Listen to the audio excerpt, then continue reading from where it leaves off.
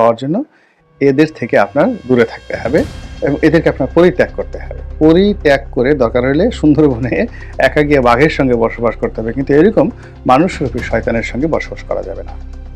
তো এটাকে যদি আপনি গ্রেটার জায়গাতে নিয়ে আসেন, সেটা হলো একটা রাজনৈতিক দল, তার কর্মী বাহিনী যদি অসৎ হয়, দুর্নীতিপরায়ণ হয়, চাঁদাবাজ হয়, তাহলে নেতা যতই ভালো হন না কেন তিনি এই কর্মীদেরকে দিয়ে একটি সুখী সমৃদ্ধশালী দেশ গঠন করতে পারবেন না।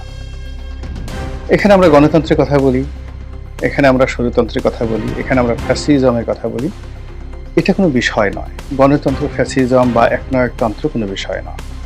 বিষয়টা হলো সুশাসন।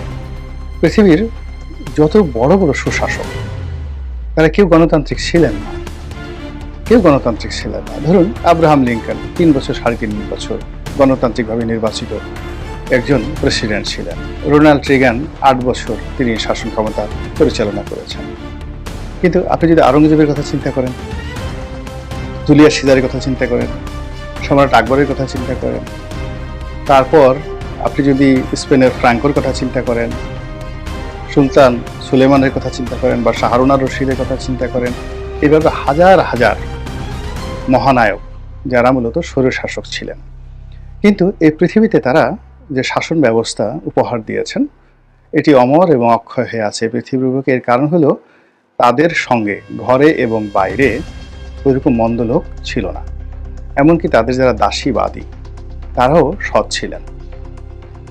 আপনারা এই অতি সম্প্রতি সম্রাট আকবরের একটা সিনেমা আকবর যোধাবাই, সেটা রিলিজ হয়েছে, খুব সুপারহিট সিনেমা। তো সেখানে আপনি দেখেছেন যে একজন দারোয়ানের চরিত্রকে সংশোধন করার জন্য তিনি কিভাবে শাস্তি দিয়েছেন সম্রাট আকবর দারোয়ানকে। আর এই ভুলটি ধরিয়ে দেওয়ার জন্য তিনি যে লোকটি ধরিয়ে দিয়েছেন তাকে মন্ত্রী পরিষদের স্থান দিয়েছেন এবং পরবর্তীতে তিনি আকবরের নবরত্নের অন্যতম রত্ন ছিলেন। রাজা সেই টোডরমল নয়, রাজা টোডরমল হলেন বীরবল, রাজা বীরবল।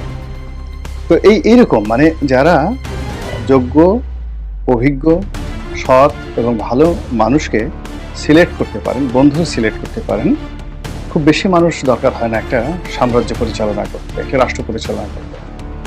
যদি সম্রাট আকবরকে ধরেন, তার 9 জন নবরত্ন ছিল, সমস্ত ভারতবর্ষ তিনি শাসন করতেন। যদি আওরঙ্গজেবের কথা চিন্তা করেন, তার কয়েকজন জেনারেল ছিল, ভালো 10-12 জন জেনারেল, 10-12 জন সিভিল ব্যুরোক্র্যাট ছিলেন, বিশেষ করে যারা ইকোনমিক, যেমন বাংলাতে মুর্শিদ